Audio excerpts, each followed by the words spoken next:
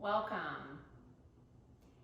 Yesterday we started talking about the spiritual meaning behind certain things that a lot of yogis use in daily practice, such as sage, palo santo, incense. And today I want to move on about another subject that I'm extremely passionate about, which are healing crystals and my singing bowls, and the meaning behind them and why they're used. So there are many types of crystals, many, hundreds of thousands of types of crystals, and I started collecting them many years ago. Some of them, and I didn't bring any here with me today, but I have quite an extensive collection of small crystals that I can carry in my pocket or my purse and just hold in my hand. And often when I'm writing, I will have just a small little grid of crystals on my desk where I write, and I'll pick one up from time to time and just hold it to feel that good energy in my hand, because each crystal has a different energy in it that helps transmute different energies in our bodies. So it's a really beautiful thing when you start to study and get to know the healing qualities and energies that each crystal carries. And so then I started to collect larger crystals like my selenite. So my selenite, this bad boy is heavy. So my selenite is a beautiful crystal.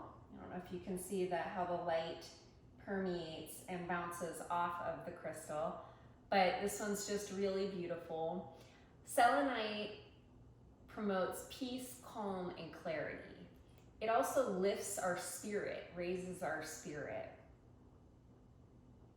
And so especially if you put it near a light, and the light kind of bounces off this beautiful white crystal. And by the way that it feels, the texture, it's very splintery. It breaks off very easy. It's very delicate. And just as our bodies are composed of about 60% water, selenite is also about 60% water. So in many ways, it mimics the human body.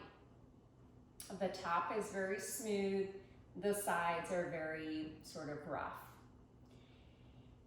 If it's left in the sun for too long, it will actually disintegrate because of the water content in it. It's known to cleanse the space. So because it's such a big one, especially, it can handle cleansing the space of, say, my family room. Or I often move it into my office and cleanse the space in my office while I'm working. It also promotes connection. So it's a great one to have if you have a yoga studio or a space where you have a lot of people gathering together. It promotes that connection, that sense of being together, uniting. So selenite's a really nice stone if you're interested in starting a collection. I don't sell them. I have no ulterior motive here. I'm simply educating. So I'm going to put that one back. All right, cannot fall. Lean it against the fireplace. Next, I'm going to introduce you to my Celestite. Selenite to Celestite, and this again is very, very heavy. These are crystals in the rough. This one is a crystal in the rough. And by that I mean sometimes you buy a crystal to hold in your hand and it's nice and polished and finished, or if you buy jewelry, it's usually polished and finished. A crystal in the rough, I really like because it shows you the raw version of what it looks like if you were to find it out in nature. And what I love about that is it just goes to show, don't judge a book by its cover, the old saying. Well, don't judge a crystal by its outer shell. When you crack it open, Look at the beauty within. It's a marvelous light blue. It has all these different facets that you can see. And it's spectacular. And so to me, the meaning is we all have this beauty within us. And sometimes we have to be cracked open in order to see that beauty. And, oh, pardon me, it's heavy. So Celestite promotes us to stop worrying. So I think we all need a little Celestite in our life, right? It's a stone, a crystal for serenity, peace. It promotes higher consciousness. Just having it in the space promotes higher consciousness, soul living, love-based living. And it's great for emotional healing. So they say actually Celestite is very good for those facing addictions, trying to clear out addictions, and trying to overcome obstacles. It's a good one to keep in mind.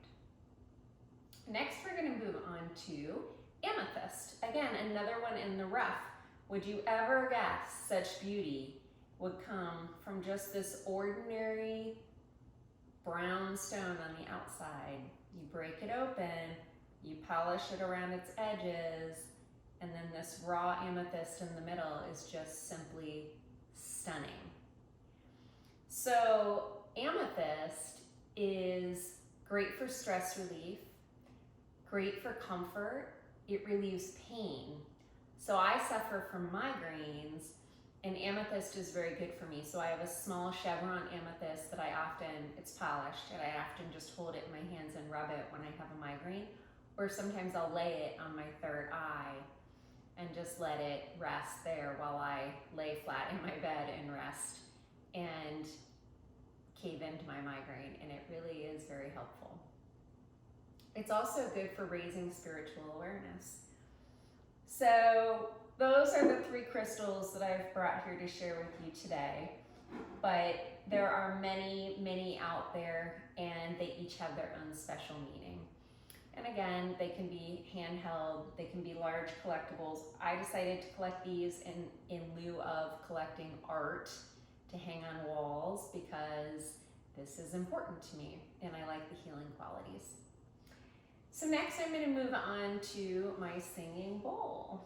So I used to have several of these, and I've since donated some to some yoga studios where I used to teach, because I'm trying to get rid of stuff around my home, and less is more to me now the older I get. But I kept one because that's really all I need. There are several types of crystal bowls. They're called singing bowls. And some are crystal, actually made out of, you can get them out of amethyst, you can get them out of celestite. And those are very expensive, hundreds of dollars to thousands of dollars. And they come in all sizes, small, medium, large, extra large. And then what I have today is a metal bowl.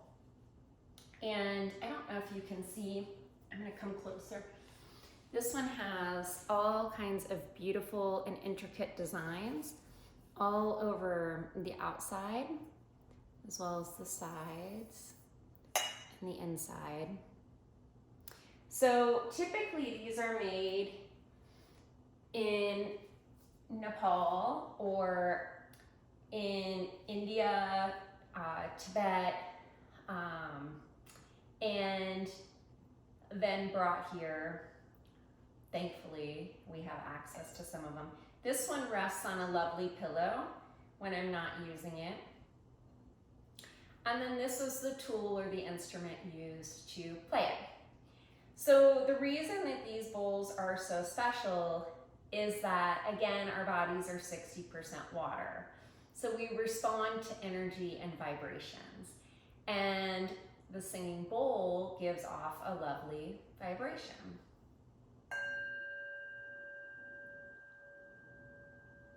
You often hear this before or after or during a meditation. So you can ding it,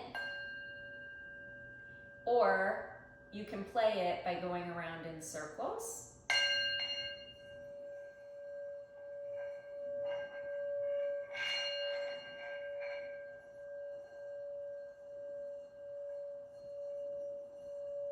You can tell the pitch goes a little higher when we keep going.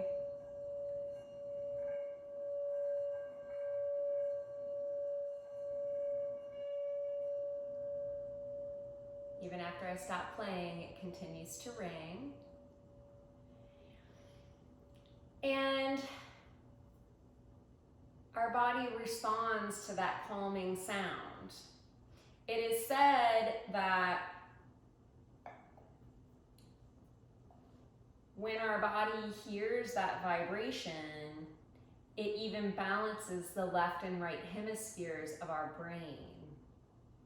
That's how calming and effective it is.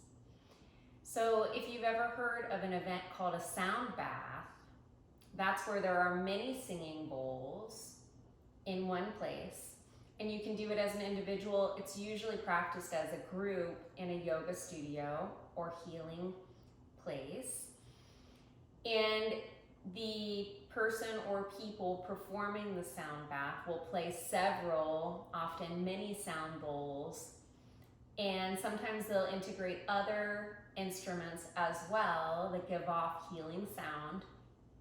And you'll lay down, excuse me. Sometimes people will fall asleep, but usually they're just in a deep state of relaxation. And it's so good for the brain as well as the nervous system, going back to our mind-body connection several sessions ago. And again, it's just this vibration that gives off this amazing feeling. You almost get chills up your arms and up your spine. So if you've never experienced a sound bath, I would highly recommend it.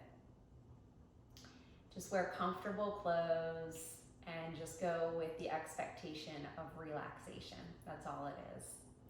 So those are my tips for the day, and I hope you've enjoyed. Please comment. If you haven't subscribed yet, hit that subscribe button and join me for more. I have another session coming up tomorrow just for you. You are absolutely amazing. Thank you.